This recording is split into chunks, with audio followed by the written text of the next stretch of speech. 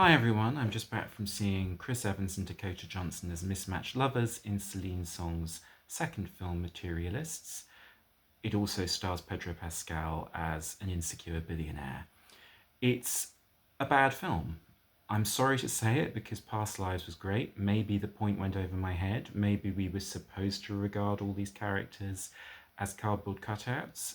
I don't know. But the point of this film, which I find very plausible, is that we are living in a world where people are turned into commodities. So, in other words, if we're going to talk about dating, which is what Dakota Johnson's character's job is, she's a matchmaker, then we have to talk about commodification and the turning of people into things. What happens, this film asks, with a kind of moral seriousness, when we turn each other into objects? Good question about today. I see it all the time. I see it in the gym culture. That's something to do with being relentlessly productive, with accounting for every minute of your time, with life as some kind of anxious accountancy that we seem to see everywhere right now. I can't believe how much everybody is spending on their skin. And you can't help but think this is the symptom of a political crisis. And I will give the film credit that it diagnoses that crisis. At one point in the background of one of the shots of Dakota Johnson in Pedro Pascal's $12 million apartment, we see two books by Michael Wolff about Trump, or at least one, Fire and Fury, and another by Bob Woodward, Rage. And someone is talking in Spanish on one of the televisions that's in the backdrop of a bodega scene about Trump.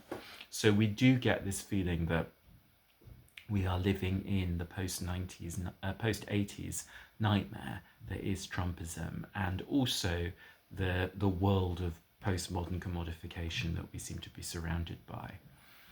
But with all those sort of atmospheric points made, what I don't understand is why this film, like so many films these days, just surrenders everything to its central point.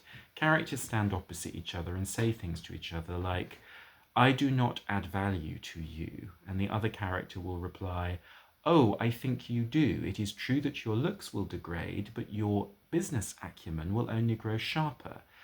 To some extent, you could defend this as satire. This is how satire works. It can be sharp edged, and the idea can go first. The point being the critique rather than the creation of plausible characters. Think The Rape of the Lock by Alexander Pope.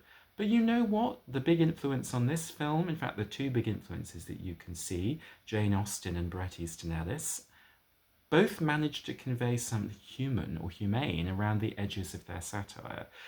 Ellis, it's in the prose, it's in that feeling of succumbing to despair that haunts his perfect prose, and Austen in her creation of plausible characters and her pioneering of free indirect style by which we could move in and out of different characters' heads in the same scene so that everyone took on a four-dimensional life. That does not happen in this film. Celine Song is not interested in that. These characters are vehicles for her ideas.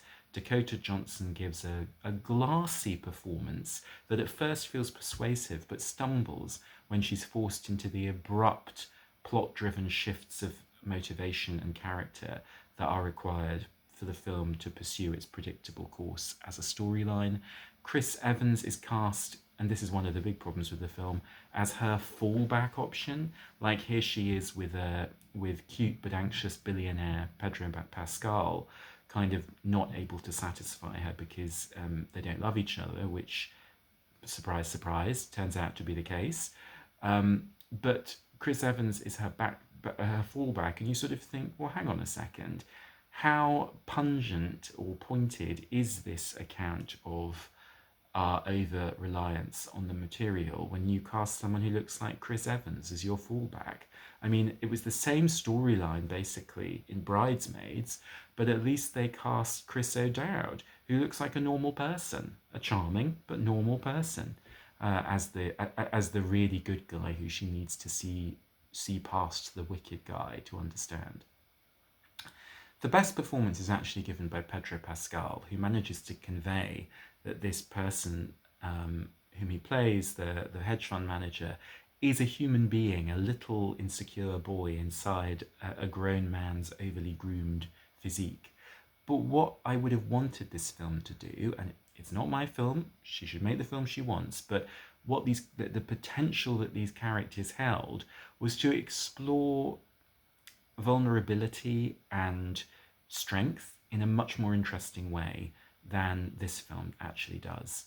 We need to get away from the over explicit in filmmaking. I am tired of it. Please stop telling me what everything means and start telling me a good story. Why is that too much to ask? The end result is a film which embodies everything it critiques.